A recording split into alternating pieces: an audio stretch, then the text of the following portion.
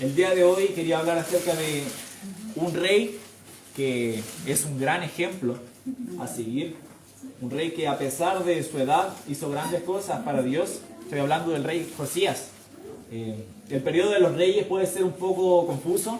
Después de Salomón y su hijo Roboam se divide el reino. ¿Están vivos? Tenía diferentes reyes, algunos buenos. Bueno, ahí está. Creo que hay inestabilidad, ahí está funcionando. Y hoy día vamos a ver acerca de uno de los reyes de Judá, el 16º para ser exacto, que fue grandemente utilizado por Dios. Para poder conocer un poco acerca de quién fue, vamos a ver primero sus orígenes.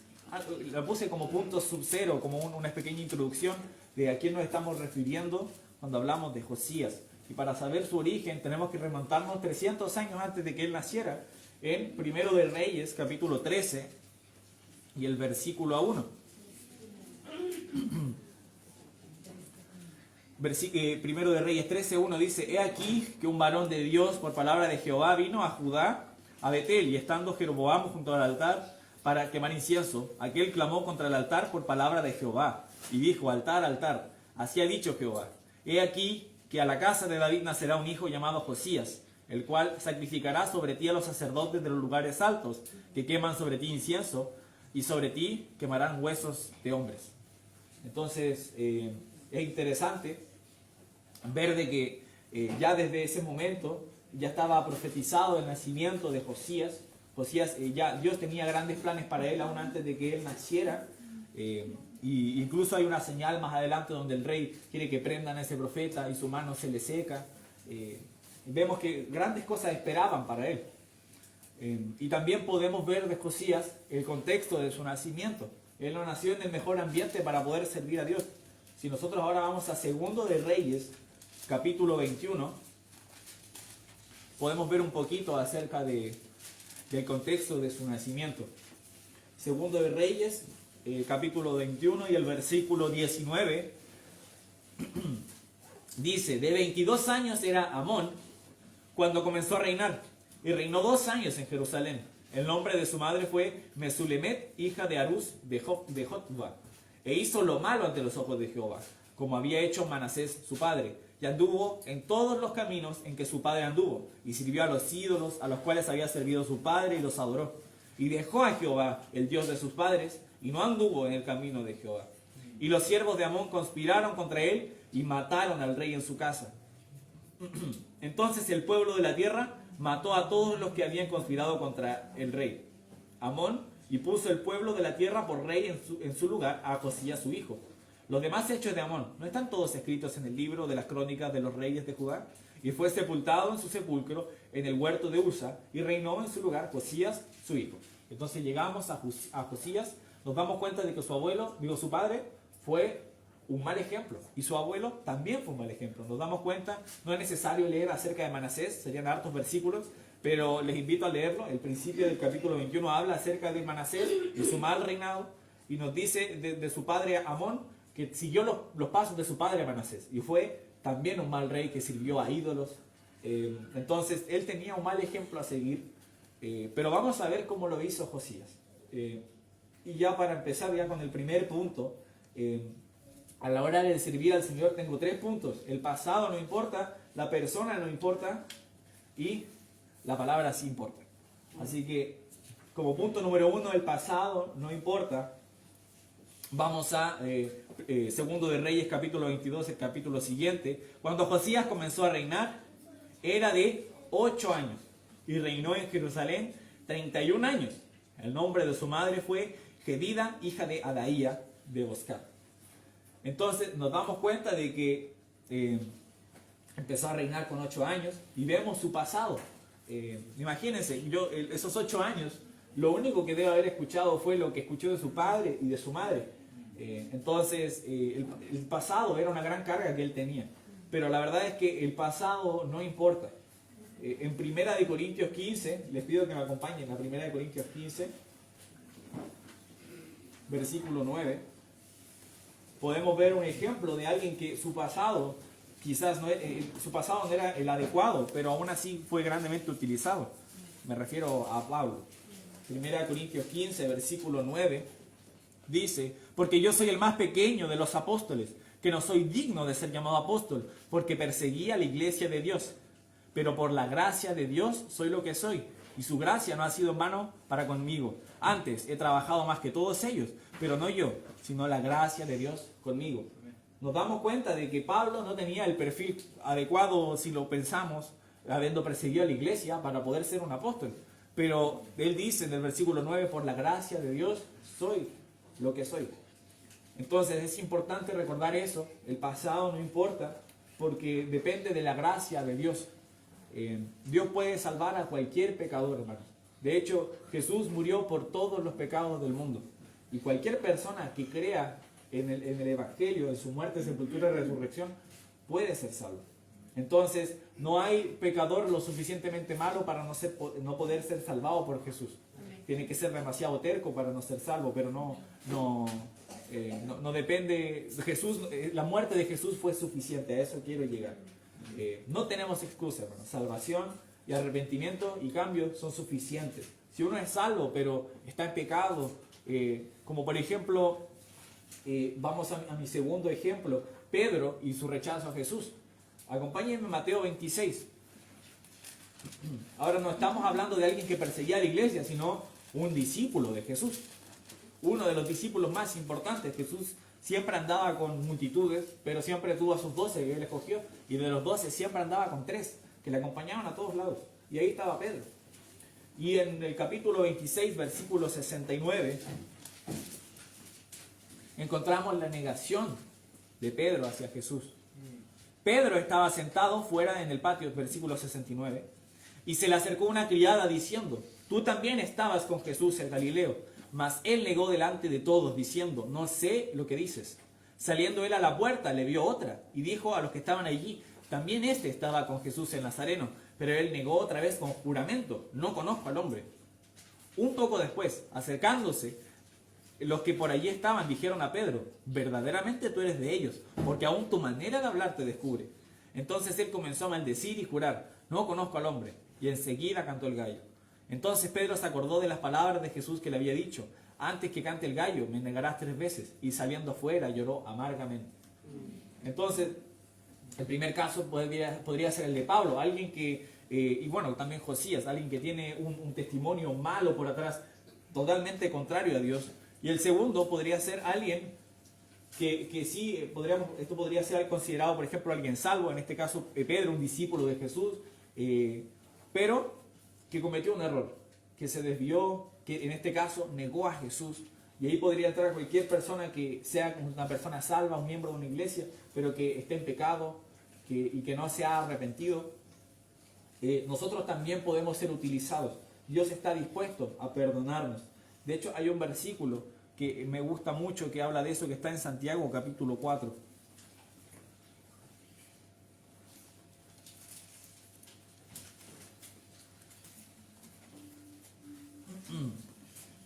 Santiago capítulo 4 y el versículo 8 dice: acercaos a Dios y Él se acercará a vosotros. Pecadores, limpiad las manos, y vosotros los de doble ánimo, purificad vuestros corazones. Cuando nosotros pecamos, nos apartamos de Él, no perdemos nuestra salvación, pero nosotros tenemos una relación íntima con Dios. Y bueno, voy a colocar esta manita un poco más arriba para que simbolice a Dios. Entonces, si nos apartamos, nosotros nos alejamos. Pero lo maravilloso de la relación es que si nosotros nos acercamos, Él también se acerca. Entonces, ¿quién se alejó? Yo me alejé. Pero cuando nos acercamos, Él también pone de su parte, aun cuando no tiene que hacerlo. Y eso es algo maravilloso. Entonces, Pedro cometió un error. Entonces, quizás uno podría decir, eso lo va a condenar y es una carga que no le va a dejar servir. Pero la verdad es que no. Jesús estuvo dispuesto a que Él le pudiera servir. Y para eso, acompáñenme a Juan. Juan capítulo... Creo que lo anoté mal, déjenme ver. Creo que es capítulo 21. Juan capítulo 21, sí. Dice 20. Capítulo 21. Juan 21. Y el versículo 15. Cuando hubieran comido, Jesús dijo a Simón Pedro: Simón, hijo de Jonás, ¿me amas más que estos? Le respondió, sí, Señor, tú sabes que te amo. Él le dijo, apacienta mis corderos. Volvió a decirle la segunda vez, Simón, hijo de Jonás, ¿me amas? Pedro le respondió, sí, Señor, tú sabes que te amo. Le dijo, pastorea mis ovejas. Le dijo la tercera vez, Simón, hijo de Jonás, ¿me amas? Pedro se entristeció de que le dijese la tercera vez, ¿me amas? Y le respondió, Señor, tú lo sabes todo, tú sabes que te amo. Jesús le dijo, apacienta mis ovejas. Entonces nos damos cuenta de que así como le rechazó 3 veces, Jesús ahora le pregunta 3 veces si lo amaba. Y es como una segunda oportunidad para Pedro, y Dios está dispuesto a darnos segundas oportunidades cuando pecamos. Primero, nosotros merecíamos la condenación por el pecado, la muerte. Es algo que merecemos, y eso a veces es algo que olvidamos. El infierno es algo que merecemos. Quizás no es algo que estaba diseñado para nosotros, sino para el diablo y sus ángeles, pero sí es algo que merecemos porque Dios es santo y no puede permitir pecado. Pero nos dio una segunda oportunidad con Jesús. Y después, cuando somos salvos, Él es tan misericordioso que nos da otra segunda oportunidad para poder rehacer nuestra relación con Él. Entonces, hermanos, el pasado no importa.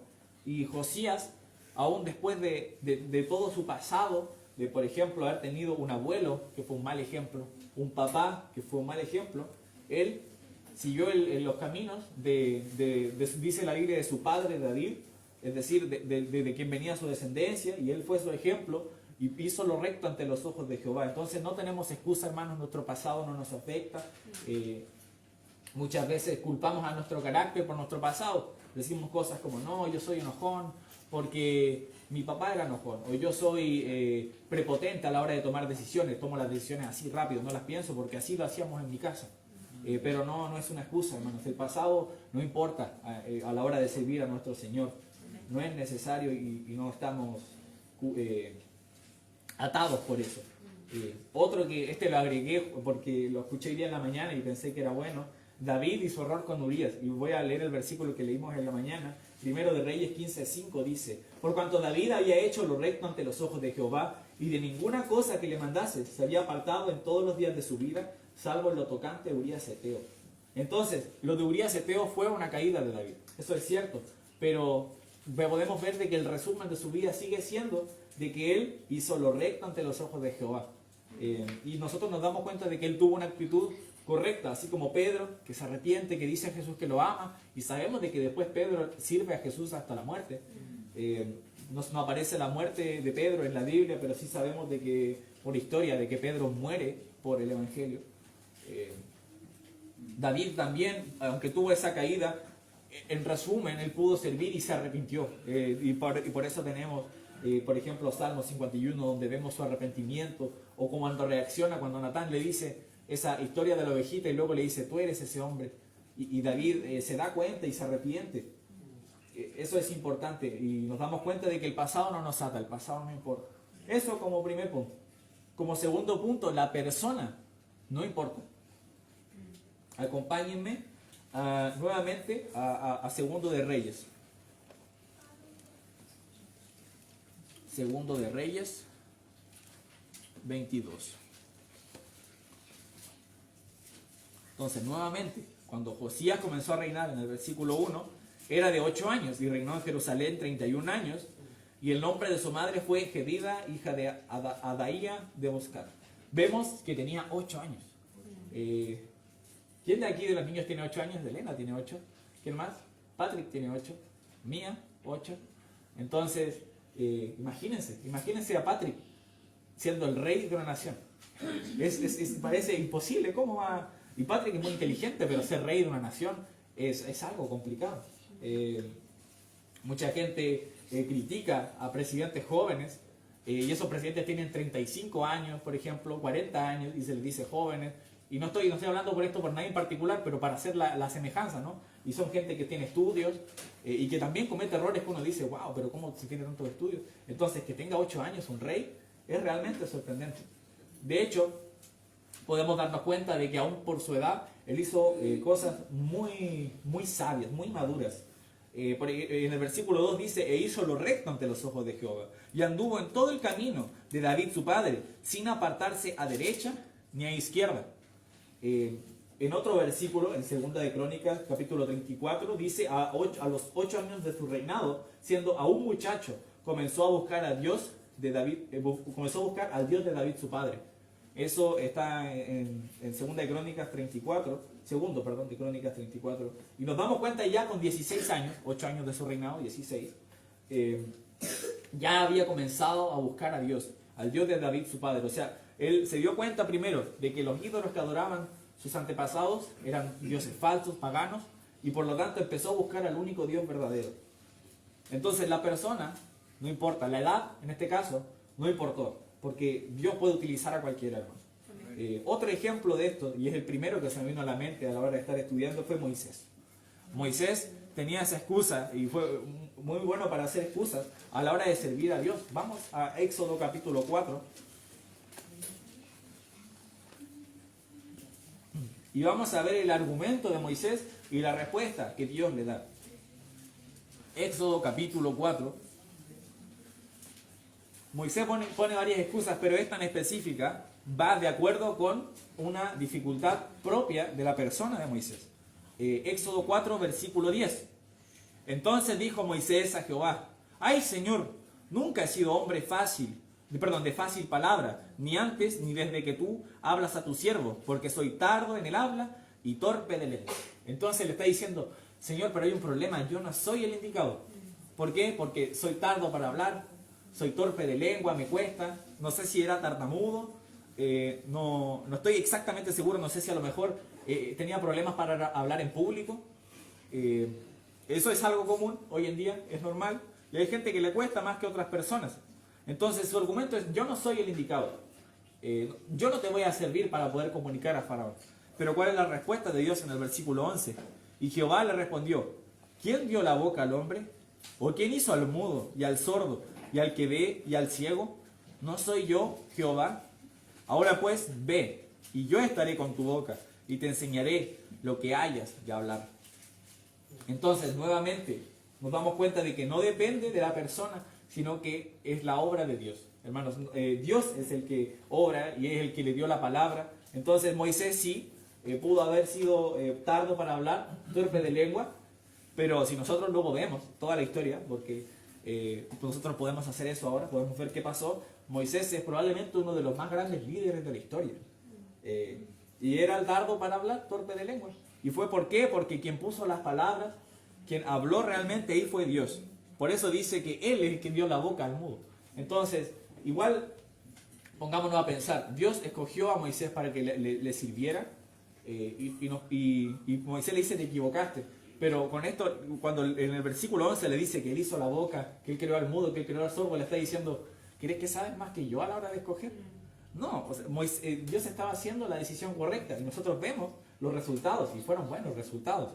Moisés pudo hablar delante de Faraón y lo hizo.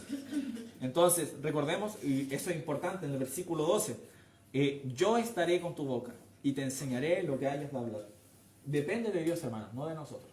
Si nosotros logramos algo por el Señor, ojalá, hermanos, ojalá que muchas personas aquí puedan estar ganando personas a Cristo, puedan estar discipulando a otras personas, que de nuestra iglesia puedan salir muchas iglesias. Qué maravilloso pensar de que vamos a comenzar una iglesia en Puerto Aysén. Pero recordar de que eso no es de nosotros, no, para nada. Otro ejemplo que se me ocurre de que no importa la persona es en Primera de Corintios, capítulo 1. Y los discípulos de Jesús y su humilde condición.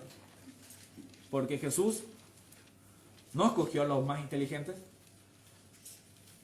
Primera de Corintios capítulo 1, versículo 25. Porque lo insensato de Dios es más sabio que los hombres, y lo débil de Dios es más fuerte que los hombres. 26. Pues mirad, hermanos, vuestra vocación, que no sois muchos sabios según la carne, ni muchos poderosos, ni muchos nobles, sino que de lo necio del mundo escogió Dios para avergonzar a los sabios. Y lo débil del mundo escogió Dios para avergonzar a lo fuerte. Y lo vil del mundo y lo menospreciado escogió Dios. Y lo que no es, para deshacer lo que es. Jesús escogió a gente del vulgo. Sin duda gente trabajadora, pescadores, muchos. gente que era forzada, pero gente del vulgo, gente, de hecho, muy posiblemente no sabían leer ni escribir. Entonces, uno podría pensar, pero Jesús ahí quizás no fue la mejor decisión en la sabiduría humana, es decir, podría haber escogido a un erudito de la época, haber convencido a un escriba que se sabían el Pentateuco de memoria, y ellos te habrían sido muy útiles. Pero Jesús decidió escoger a lo humilde. ¿Para qué? Para avergonzar a los sabios. Porque, de hecho, si nosotros vamos a Hechos 4:13, dice: entonces, viendo el denuedo de Pedro y de Juan, y sabiendo que eran hombres sin letras y del vulgo, se maravillaban y les reconocían que habían estado con Jesús. Entonces se daban cuenta de que esta gente que decía cosas tan sabias era la misma gente que hace un tiempo atrás estaban pescando y no sabían leer, quizás ocupaban el lenguaje coloquial, hasta quizás eran insolentes, no lo sabemos. Pero ahora hablaban diferente, como por ejemplo vimos en la negación que Pedro hablaba diferente, hablaban de manera con denuedo, realmente sorprendieron, y podemos ver lo que dice acá en 1 Corintios, que avergonzaron a los sabios de este mundo. Entonces, de nosotros tampoco depende, nuestras cualidades no importan. Muchas veces nosotros colocamos excusas a la hora de poder predicar el Evangelio, a la hora de poder servir al Señor. Es que yo no soy bueno en eso, yo soy tímido, no voy a poder hablarle a una persona de Jesús, mejor le doy el tratado así, le digo, y ahí que lo reciba y listo, ya hice mi parte. No, la verdad es que no tenemos excusa. Moisés era tardo de lengua y fue grandemente utilizado. Los discípulos eran necios según este mundo, con poco conocimiento, y ellos maravillaron a las personas con las cosas que hicieron. Así que no tenemos excusa, podemos hacerlo, porque depende de él. Como tercer punto, la palabra sí importa. Lo que sí importa es la palabra. Volvamos nuevamente a Segundo de Reyes, con Josías.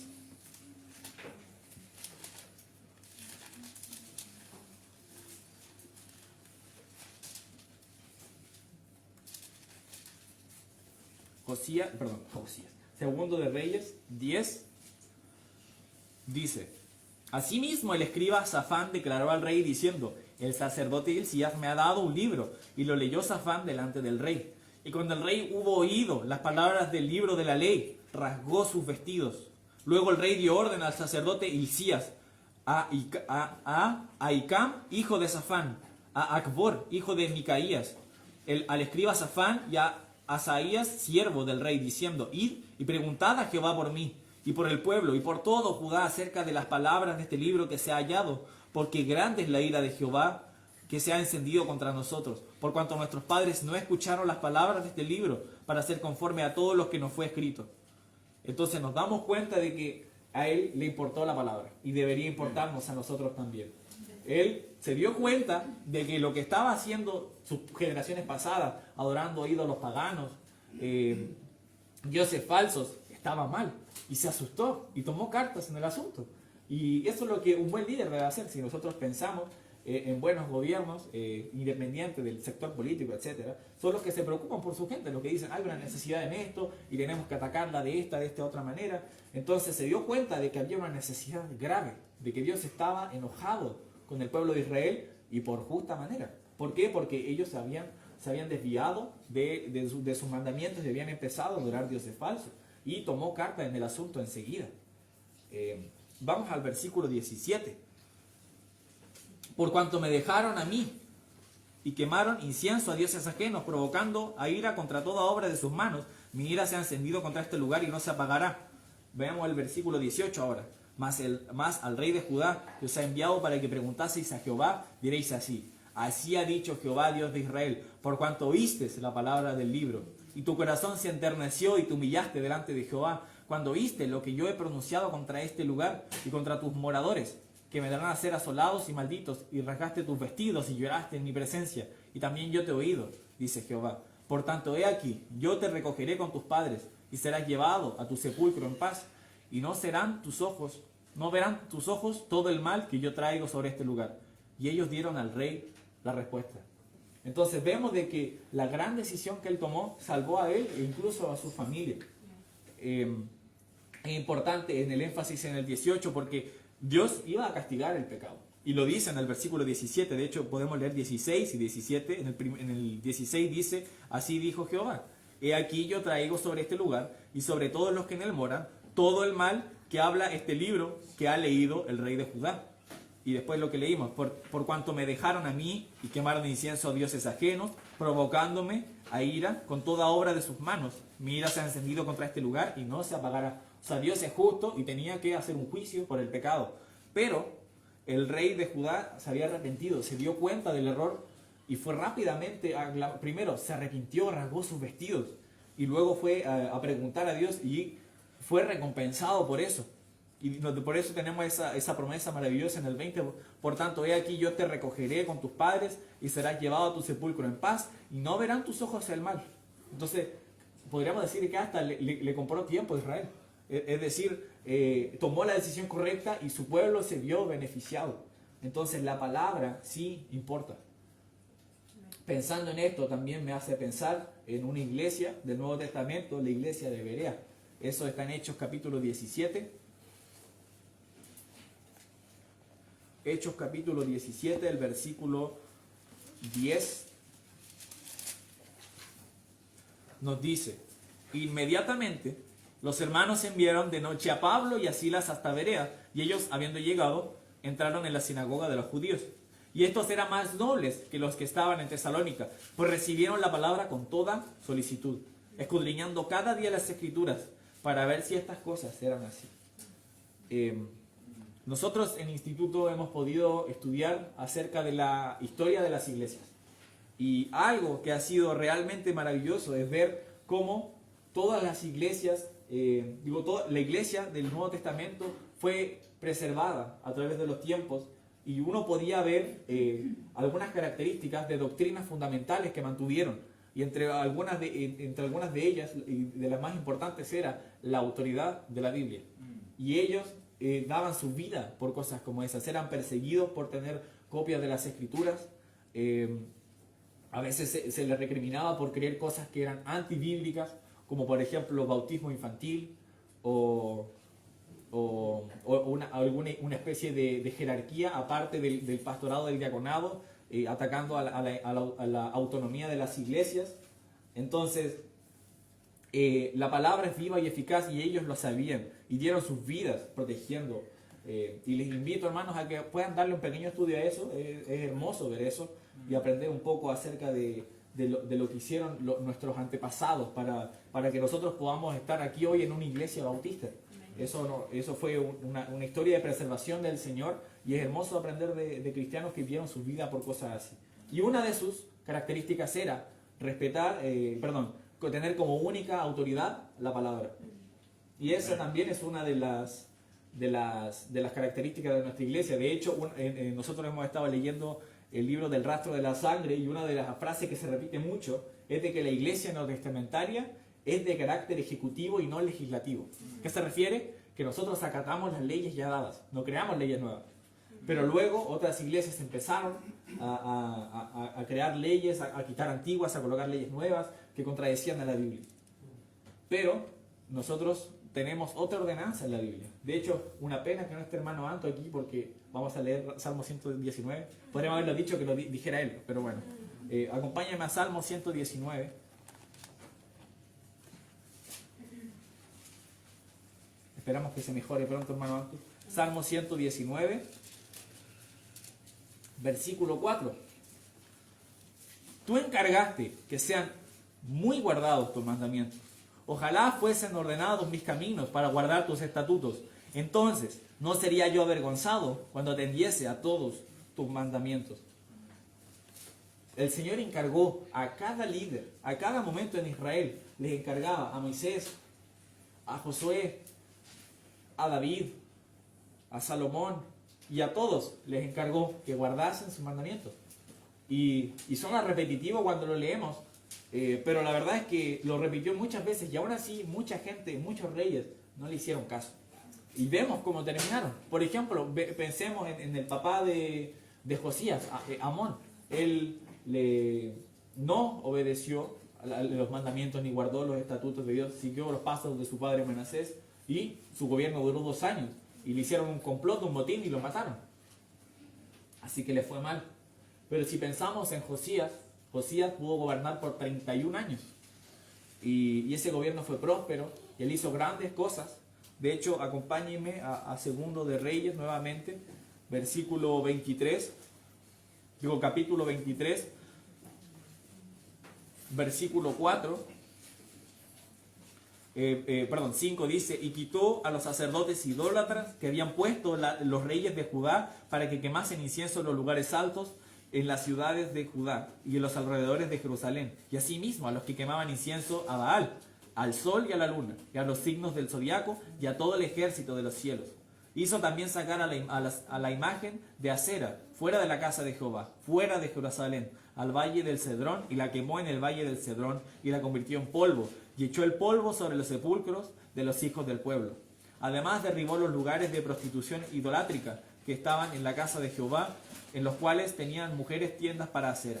E hizo venir todos los sacerdotes de las ciudades de Judá y profanó los lugares altos donde los sacerdotes quemaban incienso, desde Jeba hasta Beerseba, y derribó los altares de las puertas que estaban a la entrada de la puerta de Josué, gobernador de la ciudad, que estaba a la mano izquierda, a la puerta de la ciudad. Y podemos seguir leyendo las cosas que hizo. Y él hizo lo correcto y fue muy, muy exitoso. Y nosotros también queremos ser exitosos para el Señor. De hecho, en el versículo 21 y el 22, acompáñenme. Josías celebra la Pascua y miren lo que dice. El versículo 21 dice, entonces mandó el rey a todo el pueblo diciendo, haced la Pascua a Jehová vuestro Dios conforme a lo que está escrito en el libro de este pacto.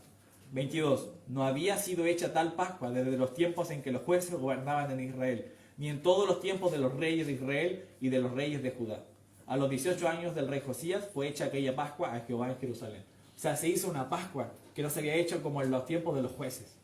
A ese nivel fue esa. Y ni en los reyes, dice, se hizo una Pascua como la que se hizo con Josías. Entonces su gobierno fue exitoso, fue próspero, le fue bien. Y Josías dejó un gran ejemplo para nosotros. Y ya para concluir, un último versículo, el versículo 25 dice, hablando de Josías, no hubo otro rey antes de él que se convirtiese a Jehová de todo su corazón, de toda su alma y de todas sus fuerzas, conforme a toda la ley de Moisés, ni después de él nació otro igual. Entonces, Josías fue único en su transformación. Él fue como la anomalía en la generación. Vemos rey malo tras rey malo tras rey malo, de repente como una luz de esperanza, Josías. Y qué hermoso poder leer cómo él pudo ser utilizado y que hasta el día de hoy podamos ver de que no hubo otro rey como él. Una transformación como la de Josías. Y ver también los éxitos que tuvo, como esa Pascua, que fue la más próspera que ninguna. Nos gustaría que pudieran decir cosas así a nosotros. Ahora, no lo hacemos para que hablen bien de nosotros. Pero sería genial que pudieran decir algo como, por ejemplo, y no se han ganado tantas almas como las que ganó Pablo Jussieu, o como las que no se han plantado tantas iglesias como las que plantó Patricio Cheria, o Luis Bacuñán, o Miguel Uribe, y así podríamos seguir. Sería bueno que pudieran decir cosas así de nosotros, y tenemos la capacidad de hacerlo. Hay que recordar nomás de que no importa nuestro pasado, no importa quiénes somos, pero la palabra sí importa. Les pido que me acompañen orando. Padre, gracias por este gran ejemplo que tenemos en Josías, Señor, y en tu palabra. Queremos serte útiles. La labor es mucha, hay mucho trabajo por hacer. Y ayúdanos, Señor, a tener la humildad y la capacidad de darnos cuenta que nosotros no somos nada, Señor, solo somos instrumentos. Y de ti depende la obra, Señor. Queremos serte útiles, queremos serte efectivos, queremos ser eficaces para la gran labor que nos has dado, la gran comisión. Y te pido por cada hermano y hermana presente, Señor, que los ayudes a ser utilizados, Señor. Quizás aquí no todos son expertos, no todos son eruditos, no todos son buenos hablando en público, pero todos pueden ser útiles, Señor, para ti. Tú eres todopoderoso y como dijo Pablo, todo el trabajo que ha hecho no es de él, sino de la gracia de Dios trabajando en él, Señor. Y nosotros queremos que tu gracia trabaje en nuestras vidas, en cada aspecto, acercándonos cada día a parecernos más a Jesús, para poder servirte de manera más útil. Eso es lo que anhelamos, Señor.